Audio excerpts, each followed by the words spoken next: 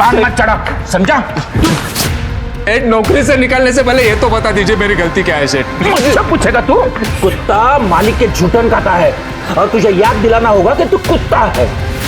मुझे अगर दिखाएगा तू मुझसे जबान लड़ाएगा तू? तेरी तो बाबा क्यों मारे मेरे बाबा को? जबान मत लड़ा, चल लेके जा इसको, निकाल भाग, लेके जा इसको, चल।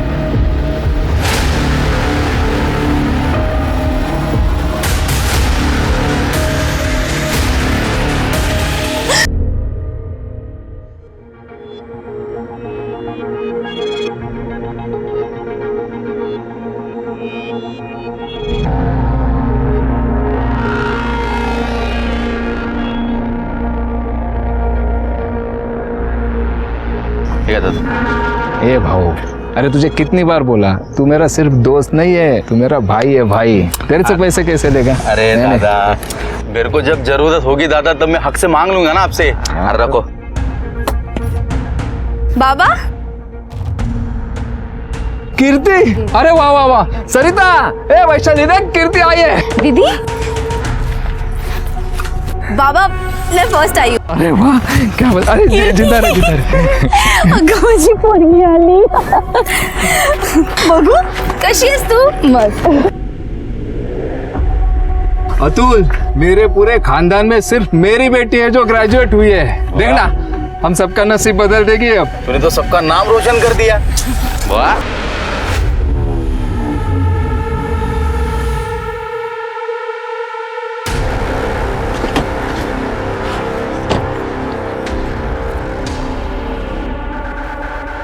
ए विनोद, इधर आ। नमस्ते शेठ। देख, मालिक से कंपटीशन करने का नहीं, ये ढाबा बंद कर और अपने होटल पे आजा, काम पे लग जा। दुगनी तनख्वाह दूंगा। शेठ, मेरा ढाबा छोटा है, लेकिन इसने हमें रोजी रोटी दी है, पहचान दी है। शेठ, अब हमें खुद के लिए काम करना है, खुद का मालिक बनना है ना बेटा? तो मालिक बनना चाहता है तू? मालिक बनना चाहता है तू? हाँ, मालिक बनेगा तू? ओ शेख, हाथ मत लगा मेरे बेटे को, नहीं तो ऐसा मंत्र फूकूंगी कि तेरा पूरा खानदान उल्टी करते करते मर जाएगा। रुक, आती मैं। तेरी ये औकात कि तू मेरा ऑफर ठुकराएगा?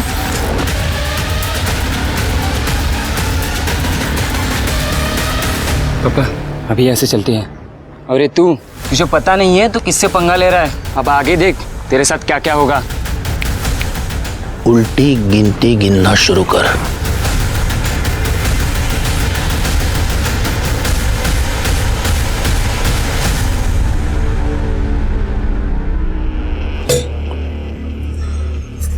आज जो हुआ वो अच्छा नहीं हुआ। आई का ये झाड़ फूक जादू टोना करना मुझे पसंद नहीं है। सरिता, तू समझाती क्यों नहीं आई को? वो कभी किसी की बात मानती है भला? कहीं झाड़ फूक करके मुझे कॉकरोच या चिपकली बना दिया तो? ना बाबा ना, मुझे तो उनसे बहुत डर लगता है। छोड़ो ना वो सब, तुम्हारा माहिती है ना, आज तो खुशी का दिन है। अपने चेहरे पे खुशी रखो। ये आजी क्या कर रही थी यहाँ सब? और तुम लोग कैसे रहते हो यहाँ? यहाँ कुछ भी नहीं है। गॉड।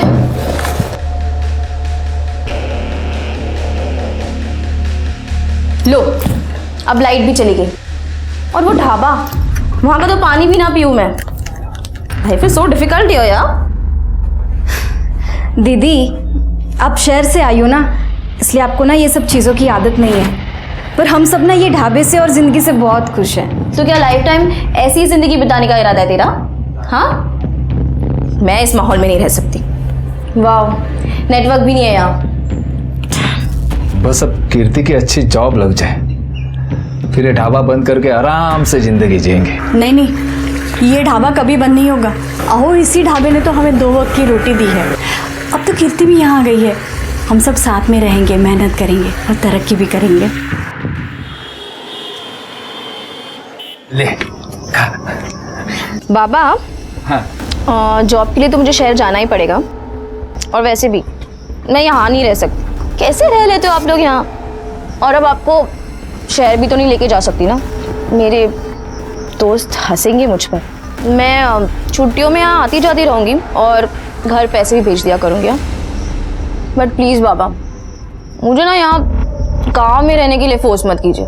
वाह बेटा वाह, तुझे यहाँ रहना पसंद नहीं है, लेकिन हम लोग ये जो रुकी सुखी खा रहे हैं ना, इसमें भी हम लोग यहीं सुखी हैं और यहीं खुश है। ये जो तू शहर की नौकरी, पैसा और वहाँ की जिंदगी की होशियारी बता रही है ना, वो सब हम लोगों के कारण। हम लोगों ने अपने सुख त्यागे हैं तेरे लिए। ये वैशाली, इसने पढ़ाई नहीं की ताकि मैं तुझे पढ़ा लिखा के बड़ा कर सकूं। तो कोई एहसान नहीं किया बाबा आपने जो किया ना, वो आपकी जिम्मेदारी थी, आपका फर्ज था। मैं भी पैसे भेजकर अपना फर्ज निभाऊंगी। मैं ना घर से दूर जा रही हूँ, कोई रिश्ता नहीं तोड़ रही हूँ आपसे। पढ़ा और पढ़ा अपना बेटी को। कहा था ना मैंने, शहर जाते ही लड़कियों के दिमाग में हवा लग जाती है। अभी इसे अपने परिवार की शर्म आने लगी है। तेरी शर्म आती है उसको क्या रे? इसलिए सिखाए तुझे। कीर्ति सुन। दीदी कीर्ति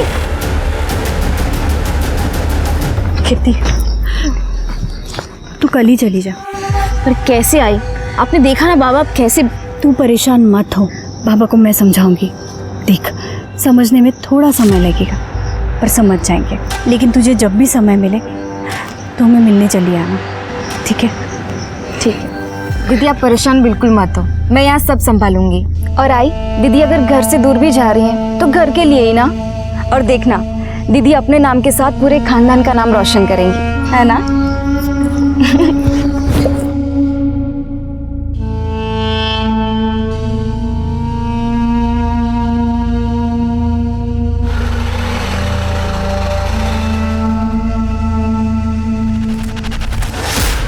देख हर्षित, जितने पैसे तुझे देने थे ना, उससे ज्यादा दे रहा हूं मैं।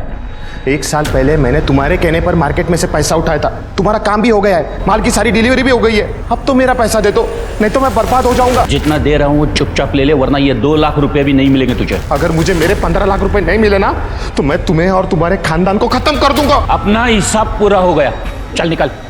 निकल, चल निकल। अगर तुम्हें खत्म नहीं किया ना, तो मेरा नाम भी हर्षद चौहान नहीं। अरे चल, आ गया है खत्म करने वाला।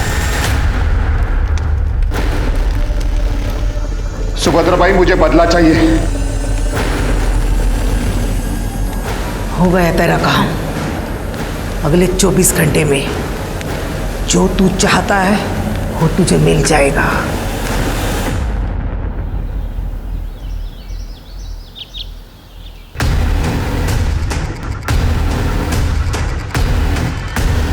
Hello police station. नमस्कार, मैं सोनाली कुलकर्णी आप सभी का स्वागत करती हूँ क्राइम पेट्रोल सतर्क के इस नए अध्याय में। 21वीं शताब्दी में जहाँ दुनिया दूसरे ग्रहों पर जाने के लिए प्रयास कर रही है, वहीं हमारे देश में ऐसे भी लोग हैं जो ऐसी चीजों में विश्वास करने लगते हैं जिनका अस्तित्व भी नहीं होता। कभी कभी इंसानी दिमाग को समझ पाना बहुत कठिन हो जाता है। इंसान की सोच पर गिरा पर्दा कई बार उसे वो सब कुछ करने पर मजबूर कर देता है जो उसे गुनाह के रास्ते पर ले जाता है। क्या गायकवाड़ परिवार की औरतों के साथ ही मानसिकता का परिणाम था?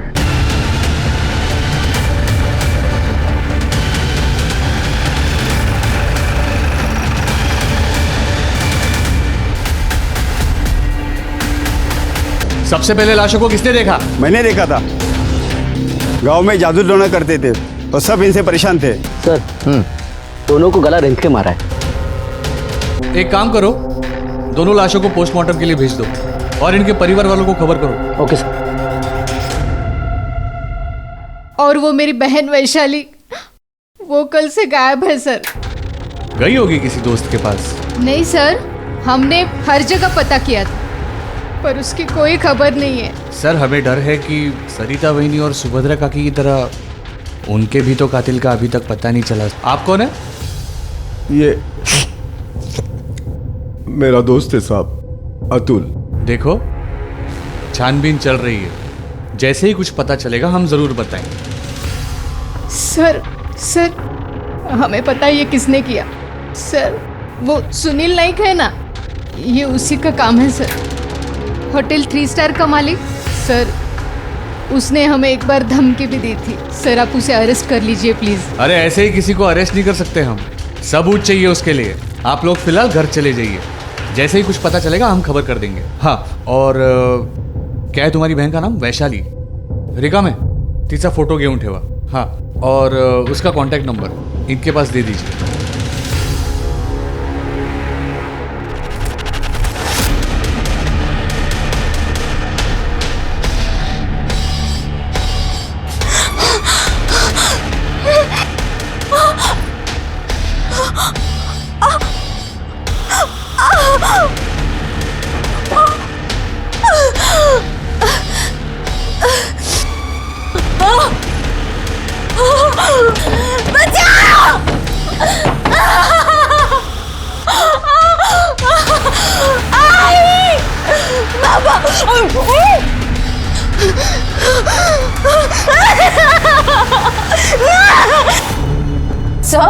सर 2 दिन हो चुके हैं, मेरी बहन अब तक घर नहीं आई। आप कुछ कर क्यों नहीं रहे? भाग गई होगी किसी के साथ। ये क्या बकवास है? आप अपना काम तो कर नहीं रहे, फालतू की बकवास किए जा रहे। एक पुलिस इंस्पेक्टर से बात कर रही है, जुबान को कंट्रोल में रखिए। सर आप उस सुनील नाइक को अरेस्ट क्यों नहीं कर रहे? सबूत है? नहीं है ना? निकलो ऐसे, चलो हमें और भी केस सॉल्व करने। ओ काढ़ा है ना, बाहर काढ़ा, चला। जाते कहाँ से?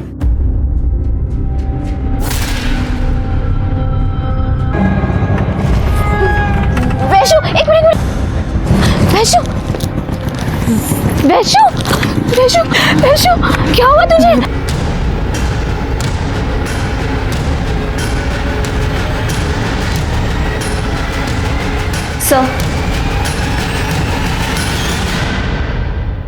सर रेप हुआ है उसका, जुबान भी काट दी गई है। शौक में है, इसके लिए कुछ रिएक्ट नहीं कर रही है। Excuse me. साहब अब तो पकड़ लो उन लोगों को साहब, मेरी तकरार लिख लो साहब। अरे उठाओ इनको, उठाओ। देखिए कारी डॉक्टर जो है वो चेक करेंगे, इनका सच में रेप हुआ है या नहीं ये जांच की जाएगी, फिर कंप्लेंट दर्ज होगी। अब आपकी बेटी कुछ बोल भी नहीं रही है, वो कुछ बोली तो केस दर्ज होगा ना। अरे कैसे बोलेगी वो? जुबान काट दी उसकी। प्लीज अभी तो आप कुछ कीजिए। देखिए मैडम, इन्वेस्टिगेशन कैसे करनी है और कैसे नहीं आप हमें मत सिखाइए। अरे सर आप हमारी बात क्यों नहीं? सर अब मैं हार नहीं मानूंगी बाबा, ऊपर तक जाऊंगी मैं, चाहे जो हो जाए। कोई टेंशन तो नहीं होगा ना? अरे आप चिंता मत करो, सब ठीक हो जाएगा। मैं हूं ना, सब बंदोबस्त कर दिया है मैंने। उस पर ऐसा प्रेशर डालूंगा ना कि वो केस वापस ले ले। बस अब बाकी के पैसे जल्द से जल्द दे दो, हो जाएगा।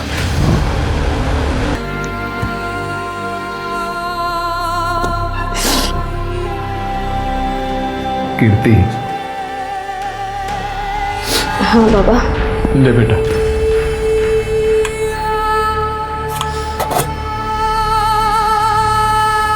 ये क्या है बाबा? ये अपना महीने भर का मुनाफा है, बैंक में जमा कर देना। हा? और बाबा मेरे पैसे? हाँ मुझे पता था तू पूछेगी, तेरे पैसे पहले ही निकाल के रखा हूं, ये ले। वो क्या है? अरे दिखा तो। इसमें क्यों? ये ना मैंने कीर्ति दीदी के शादी के लिए पैसे जोड़े हैं। और तेरी शादी के लिए पैसे कहाँ से आएंगे? कीर्ति दीदी की शादी हो जाएगी ना, तो मेरी शादी की जिम्मेदारी उनकी। और मुझे पता है दीदी ना मेरी शादी बड़ी धूमधाम से करेंगे। बेटा पुलिस हमारे लिए कुछ नहीं करने वाली, जो भी हुआ उसे बुरा सपना समझ के भूल जाना ही बेहतर होगा। नहीं बाबा, मैं कोशिश किए बिना इतनी आसानी से हार नहीं मानूंगी।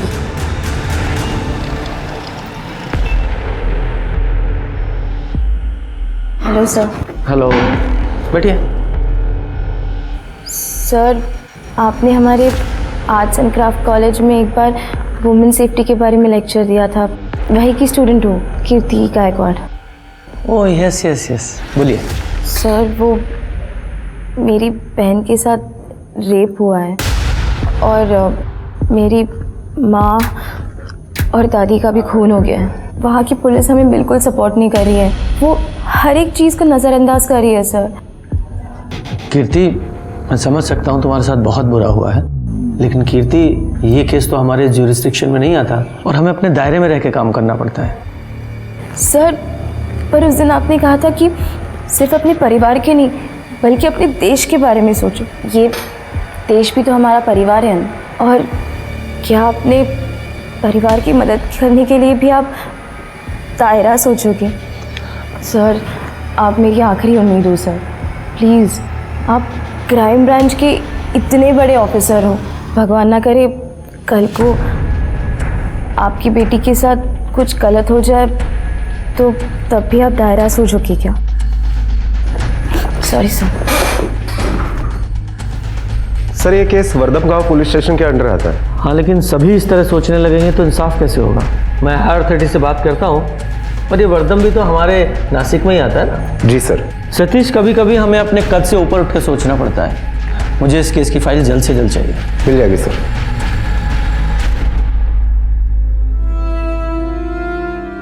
चल मुँह खोल, थोड़ी सी। कैसे? आराम से। कोई बात नहीं। विनोद, तू ढाबा फिर से चालू कर ले। काय करूं? ढाबा शुरू करूं ना था। किसके लिए कमाऊंगा? ये दिनकर की पगार है, घर का खर्चा है, वैशाली के इलाज का खर्चा है, ये सब तो देखना पड़ेगा ना यार।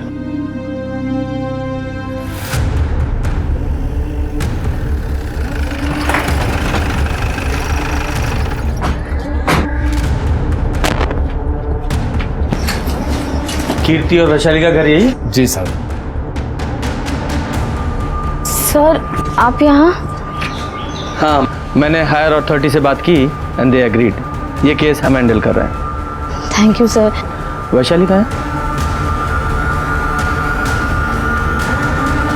वैशु?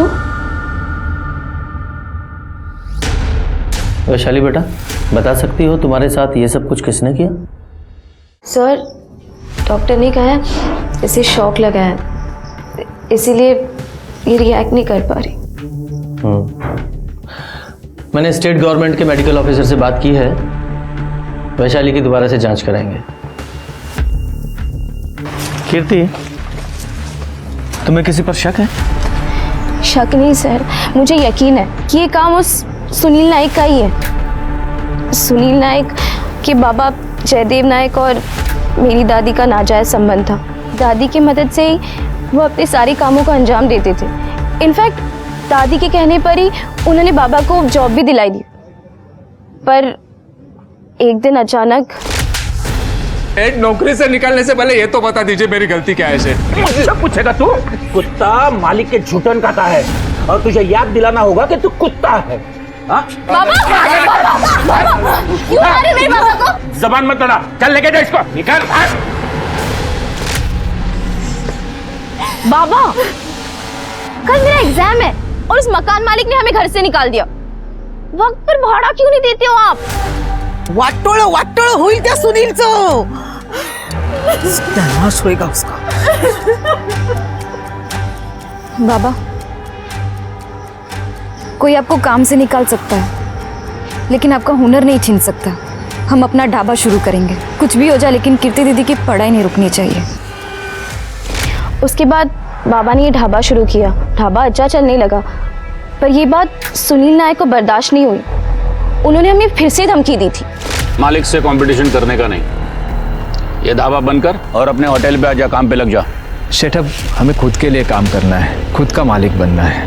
मालिक बनना चाहता है तू? तेरी ये औकात कि तू मेरा ऑफर ठुकराएगा? तुझे पता नहीं है तो किससे पंगा ले रहा है। अब आगे देख तेरे साथ क्या क्या होगा। उल्टी गिनती गिनना शुरू कर। मुझे पूरा यकीन है ये काम उस सुनील नायक का ही है। झूठ बोल रही है ये लड़की। काम पे चोरी करते वक्त पकड़ा गया था इसका बाप, इसलिए निकाल दिया था उसे। और इसके ढाबे से मुझे क्या प्रॉब्लम होने वाली है? 2 टके का इसका ढाबा। 2 टके का किसको बोला? देखा सर, इन्होंने मेरे बाबा को धमकी देखा दी कैसे थी। जबान लड़ा। कीर्ति प्लीज।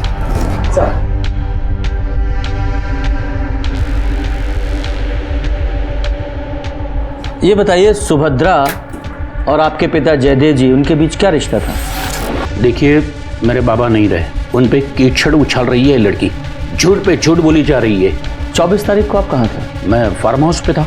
और इस बात की कंफर्मेशन के लिए क्या आप हमें वहाँ की सीसीटीवी फुटेज प्रोवाइड करा सकते हैं? इंस्पेक्टर साहब, फार्म हाउस पे कौन सीसीटीवी लगाता है? आप बता सकती हैं कि 24 तारीख को आपके पति क्या सचमुच में अपने फार्म हाउस पे थे? हमारे घर की औरतें सिर्फ चौके चूल्हे के सवालों का जवाब जानती है। आप यहाँ क्यों बैठी हो? चले जाइए।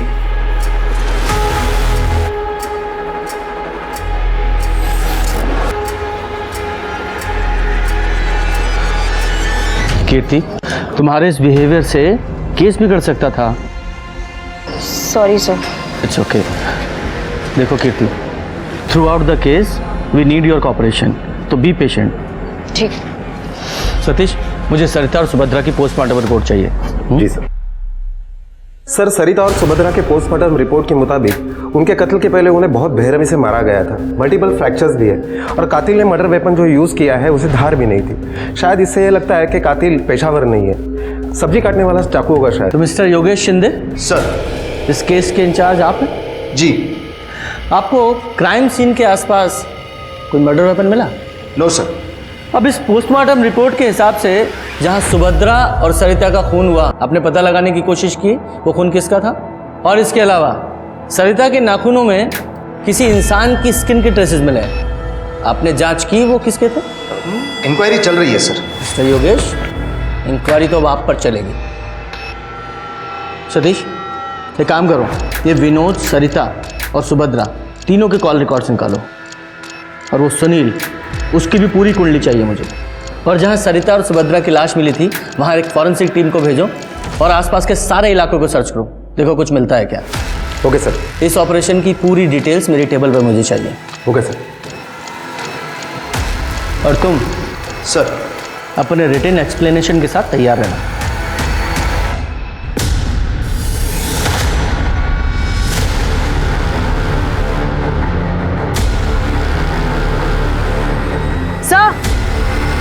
ये चाकू हमें क्राइम सीन पर मिला है, क्राइम स्पॉट से सिर्फ 50 फीट की दूरी पर। इसका मतलब जानते हो कि तुमने क्राइम सीन को अच्छे से सर्च नहीं किया या फिर जानबूझकर अवॉइड किया। हाँ? सर, विनोद के ढाबे पे काम करने वाला दिनकर आया है। बुलाओ। सब विनोद दादा जैसे ही घर के बाहर चले जाते थे तब एक कार आती थी और सरिता जी उसमें बैठ के चली जाती थी। सरिता को लेने कौन आता था? वो तो नहीं पता साहब, क्योंकि मैंने उस आदमी का चेहरा कभी देखा नहीं। ठीक है, तुम जाओ। हाँ सर। सर, वैशाली की मेडिकल रिपोर्ट आई है। सर, वैशाली की मेडिकल रिपोर्ट्स के हिसाब से उसके कान में कोई गर्म चीज डाली गई थी, जिसकी वजह से उसके कान के पर्दे फट गए थे। What?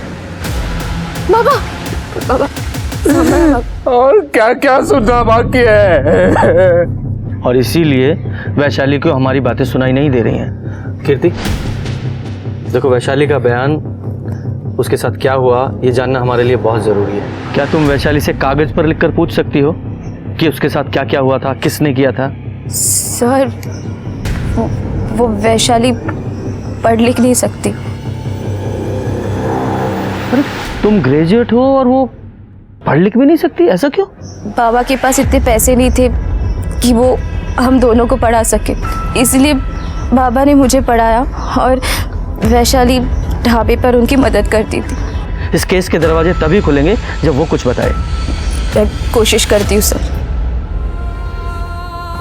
वैशु, वैशु इधर देख, तुझे तुझे ये सब किसने किया? किसने मारा तुझे? बोल ना। देख देख, मुझे देख, प्लीज कुछ बता। नहीं नहीं, ऐसे रोते नहीं है वैशु, हम हार नहीं मानेंगे, ठीक है? तूने आज तक मेरा साथ दिया है ना, अब मेरी बारी है। हाँ हाँ, मैं तुम दोनों का ख्याल रखूंगी, बाबा और तुम्हारा। हाँ, तुम बिल्कुल चिंता मत करो, सब ठीक हो जाएगा।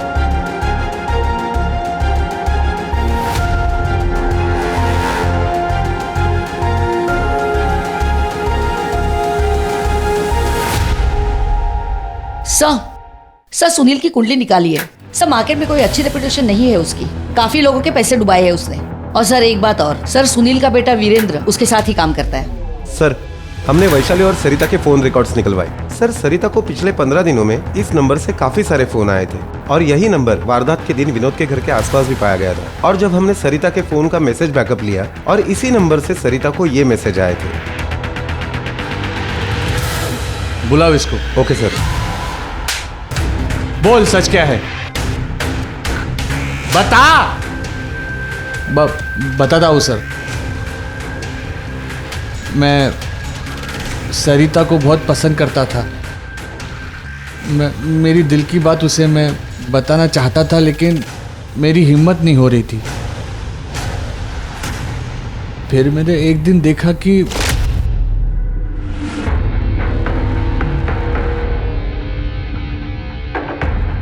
ज्यादा सती सावित्री बंद। मेरे को पता है तेरा किसके साथ चक्कर चल रहा है, कहाँ जाती है, किसको मिलती है, सब मेरे को पता है। तो मेरे साथ चलने में क्या प्रॉब्लम है तेरे को? देख, मैं जो कुछ भी कर रही हूँ वहां पर वो मेरी एक मजबूरी है, या फिर ये समझ ले कि मेरे लिए वो एक श्राप है। तो मैं बोलता हूँ वो मेरे साथ कर, नहीं तो मुझे तुझे मजबूर करना पड़ेगा। और ये सब देखकर तुझे गुस्सा आया और तूने सरिता को मार दिया? नहीं सर, मैंने उसे नहीं मारा। झूठ मत बोल।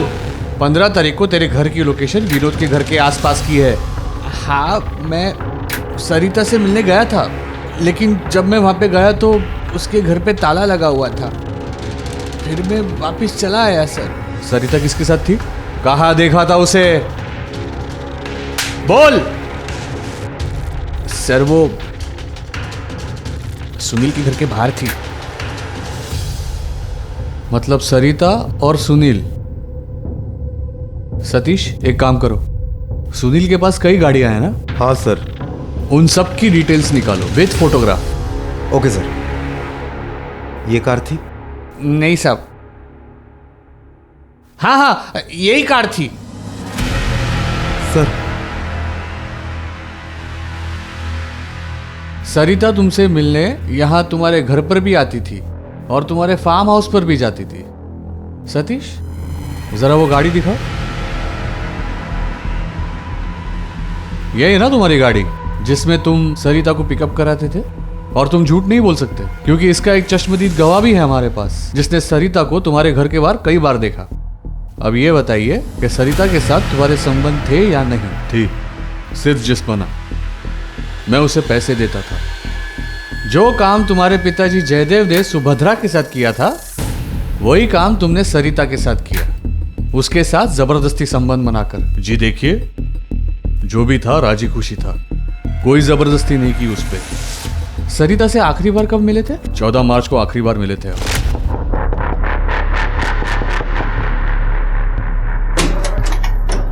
सरिता कुठे आहे? शेठ,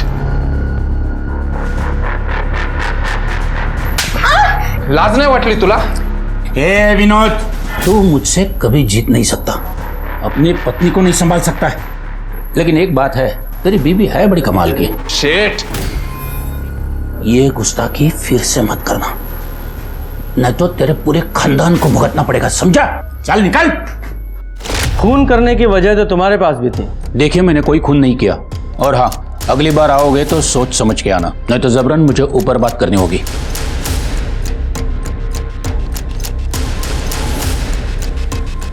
सतीश, इस विनोद ने हमें सरिता और सुनील के संबंधों के बारे में पहले क्यों नहीं बताया? क्या हो सकता है जो लोग छुपा रहे हैं?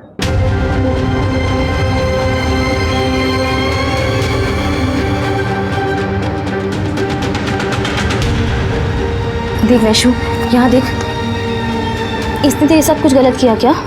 हाँ वैशु प्लीज यहाँ देख। नहीं,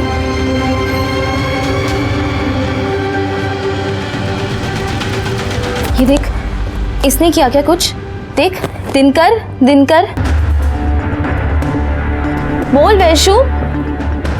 अतुल अंकल, इन्होंने कुछ किया? बोल वैशाली, कुछ तो इशारा कर। ऐसे चुप रहने से कुछ नहीं होगा। देख, तुझे मेरी मदद करनी होगी वैशु। यहाँ देख, तुझे इशारा करना होगा, तुझे बोलना होगा, चीखना होगा, चिल्लाना होगा। हमें जीतना होगा वैशु, हमें जीतना होगा।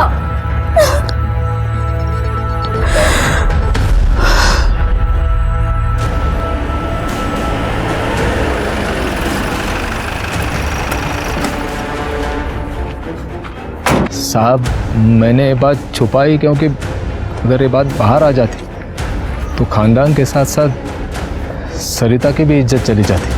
कहीं ऐसा तो नहीं कि तुम ही ने गुस्से में आकर अपनी पत्नी सरिता को मार डाला? तुम्हें मारते हुए तुम्हारी आई ने तुम्हें देख लिया तो उन्हें भी मार दिया? नहीं साहब, सरिता की तो कोई गलती थी ही नहीं, वो तो बेचारी मजबूर थी। मेरे आई ने उसे ये सब काम करने के लिए उकसाया था। मेरे आई जादू टोना जानती थी, उसके खिलाफ जो भी चला जाता वो जादू से उसे अपने वश में कर लेती थी। साहब सरिता ने डर के कारण ये काम किया था। आई तूने ऐसा क्यों किया?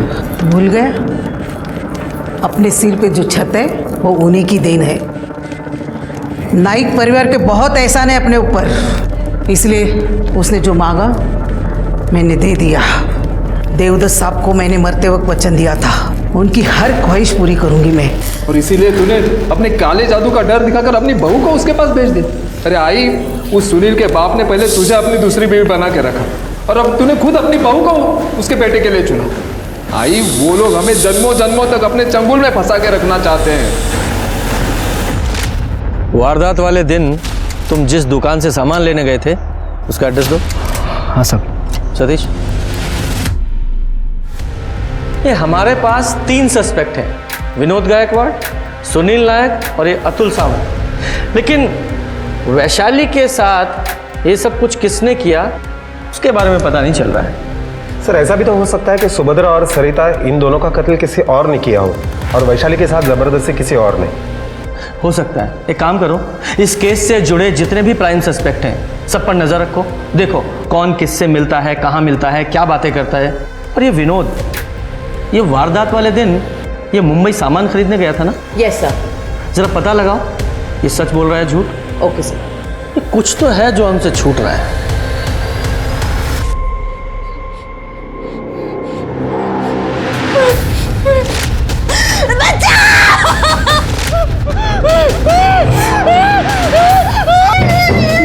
वैशु वैशु वैशु क्या हुआ? हाँ कुछ नहीं बेटा, मैं हूँ यहाँ पे।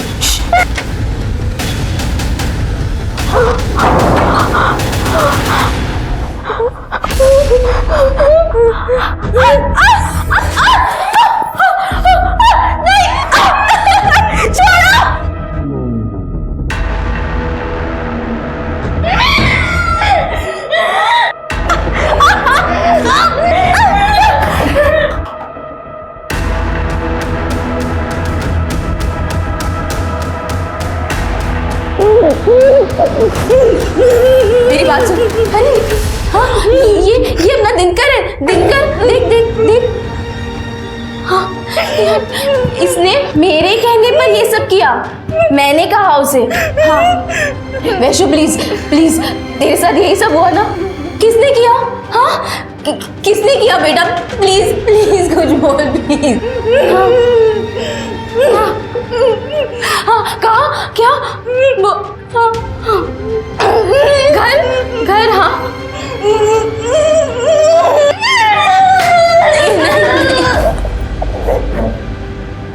पुलिस अभी तक कातिल तक नहीं पहुंच पाई थी। हर मुमकिन कोशिश फेल होती नजर आ रही थी। गायकवाड़ परिवार के एक से एक नए खुलासों ने पुलिस को भी हैरान कर दिया था। पुलिस ये समझ रही थी कि ये केस जितना सीधा दिख रहा है उतना है नहीं, बहुत कुछ ऐसा है जो सतह पर नहीं है। और इसलिए पुलिस ने तय किया कि वो इस केस को शुरू से शुरू करेगी, बारीकी से जांच करेगी।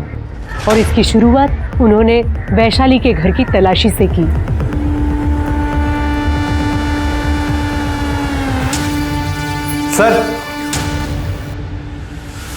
सर ये देखिए, ये पायल मिली है। पायल? ये वैशाली की पायल है? इतनी महंगी पायल हम लोग नहीं खरीद सकते साहब, ये हमारी नहीं है। ये तू जानती है इस पायल को? हाँ?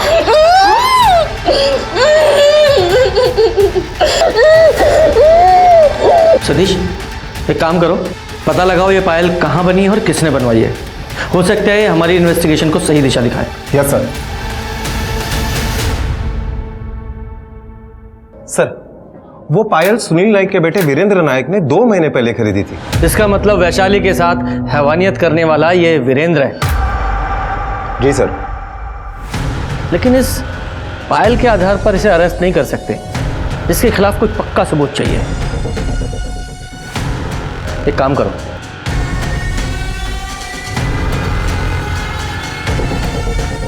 कीर्ति, कैसे भी करके हमें वैशाली से बात करनी पड़ेगी, क्योंकि सिर्फ एक वही जरिया है हमारे पास।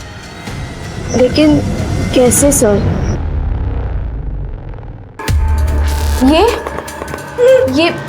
ये तुम्हें कहाँ लेकर गया था?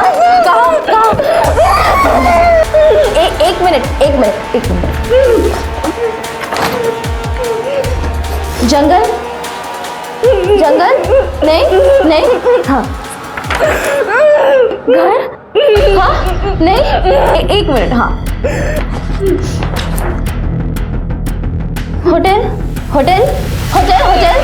होटल में? हाँ, वेरी गुड। एक मिनट, हाँ। कीर्ति, जरा पूछो होटल में कहाँ? होटल में कहाँ? एक मिनट। होटल रूम में लेकर गया था? नहीं। Store room? सतीश, ये होटल 3 स्टार की तलाशी लेनी होगी। जरूर उसमें कोई ऐसी जगह है जो लोगों की नजरों में नहीं है। Okay sir. चलो।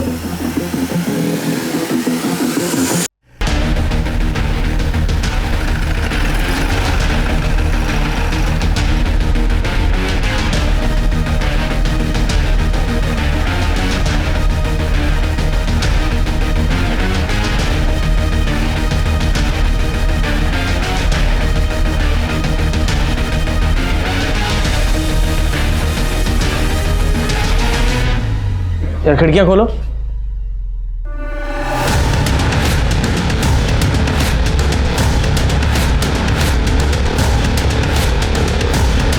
सर,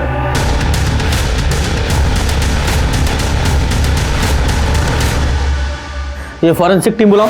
सर, लगता है वैशाली के साथ हैवानियत यहीं पे हुई है। सर, रूम में जो बाल और ब्लड सैंपल मिले हैं वो वैशाली के हैं और कुछ सीमेंट सैंपल भी मिले हैं।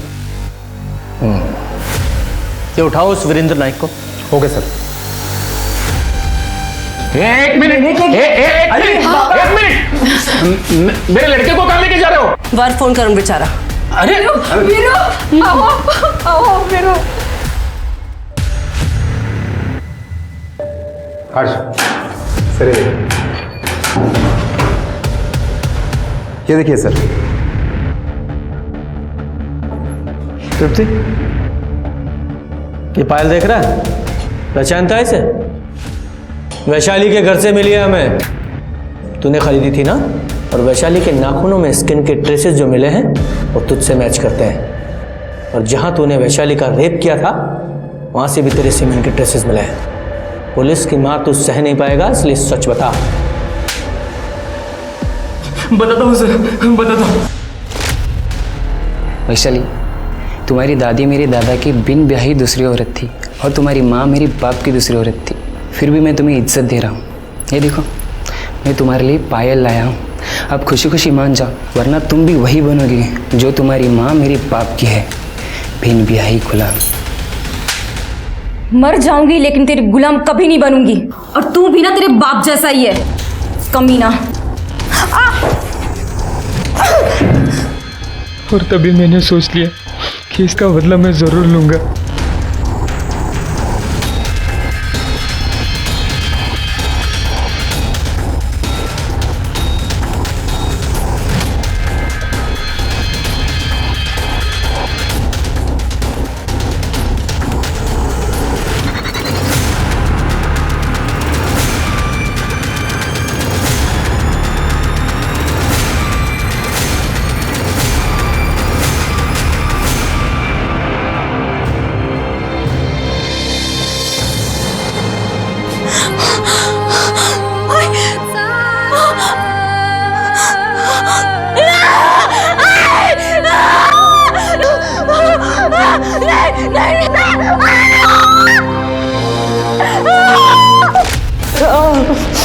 सरिता और नहीं सर, उनके खुद से मेरा कोई लेना देना नहीं है।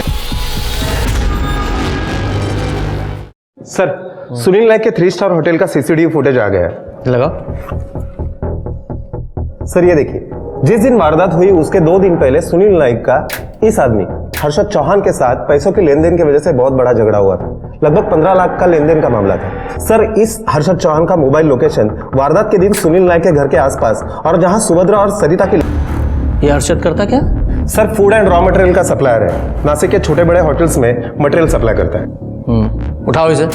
जी सर। सर और एक बात, इस हर्षद चौहान की पीएसआई योगेश शिंदे के साथ अक्सर बातें हुआ करती थी। पहले इस योगेश शिंदे को बुलाओ। हर्षद चौहान को जानते हो? नहीं सर। तो फिर पिछले 15 दिनों में उसे 10 बार कॉल क्यों किया था तुमने? सर मैं क्या मैं लगा रखी है? सीधे सीधे जवाब दो। तुम्हारे जैसे चंद निकम्मे पुलिस ऑफिसर्स की वजह से पूरा पुलिस डिपार्टमेंट बदनाम होता है। हायर अथॉरिटी से बात करके तुम्हारे खिलाफ ऐसी कार्रवाई करवाऊंगा, जिंदगी भर याद रखोगे तुम। You may go now. Sir. और ये हर्षद को उठाओ। Yes sir. मैंने कुछ नहीं किया सर, मैंने कुछ नहीं किया सर। सतीश। बस खाली। देख हर्षद, तेरे खिलाफ हमारे पास बहुत सारे सबूत हैं। तेरी फोन की लोकेशन उसी एरिया की है और उसके अलावा उस क्राइम स्पॉट पे जो तीसरे आदमी का खून मिला वो तेरे ब्लड से मैच हुआ है। दिनेश, ये चाकू देख रहा है? इसी से मारा था ना तूने सरिता और सुभद्रा को। तेरे फिंगरप्रिंट्स मैच हुए इस चाकू पे और इतने सबूत काफी है तेरे ऊपर केस बनाने के लिए और तुझे सजा दिलाने के लिए। अब सीधे सीधे बताएगा या और मार खाएगा? सतीश, ये ऐसे नहीं बोलेगा। सर मैं बताता हूँ सर। वो सुनील नायक ने मेरे 15 लाख रुपए डुबाए थे सर।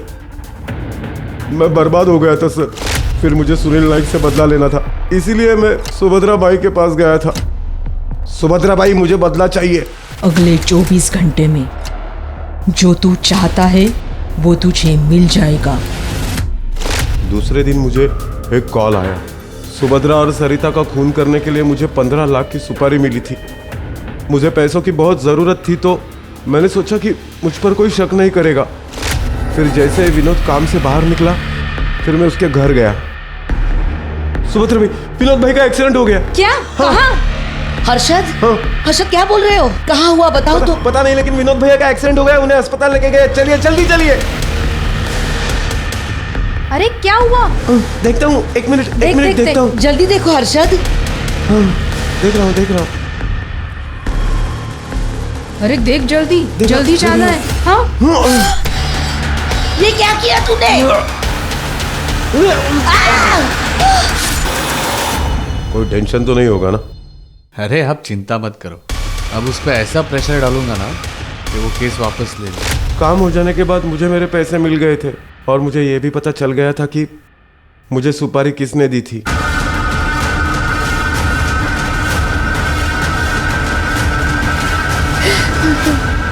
थक गई थी मैं इन नाजायज संबंधों के झमेलने से। उस सरिता के साथ उनके ताल्लुकात थे। एक दिन मैंने अपने ही घर में, अपने ही बेडरूम में उनको, उस सरिता की वजह से पिछले 10 साल से इन्होंने मुझे छुआ तक नहीं था। और इन सब के पीछे वो सुभद्रा थी। सुभद्रा ने सरिता को इनके साथ संबंध बनाने के लिए मजबूर किया था साहब। मैं उन दोनों को हमेशा के लिए अपनी जिंदगी से हटाना चाहती। अगर मुझे मेरे 15 लाख रुपए नहीं मिले ना तो मैं तुम्हें और तुम्हारे खानदान को खत्म कर दूंगा। अपना हिसाब पूरा हो गया, चल निकल। मैंने ही हर्षद को फोन करके उन दोनों की सुपारी दी थी और उसका काम खत्म होने के बाद मैंने बाकी के पैसे दिए थे साहब। सरिता बेचारी तो खुद तुम्हारे पति के जाल में फंसी हुई थी। एक बेगुनाह का कत्ल किया है तुमने, अब सड़ो सारी जिंदगी जेल में।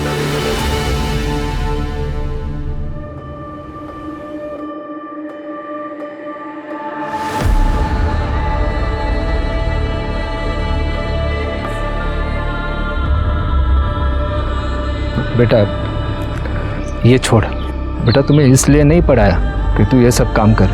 तू मेरी बहादुर बच्ची है, तू नौकरी कर, हम सबका नाम रोशन कर। तेरी माँ की भी यही इच्छा थी।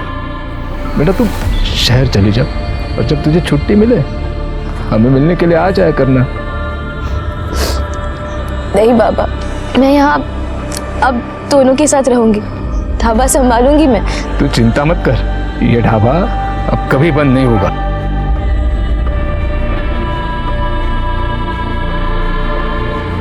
वीरेंद्र को वैशाली के रेप के जुर्म में, नम्रता और हर्षद को सुभद्रा और सरिता के कत्ल के जुर्म में सजा मिली। हर इंसान को आगे बढ़ने का हक है, पर ऐसे महज कितने लोग हैं जो दूसरों को आगे बढ़ते हुए देखकर खुश होते हैं।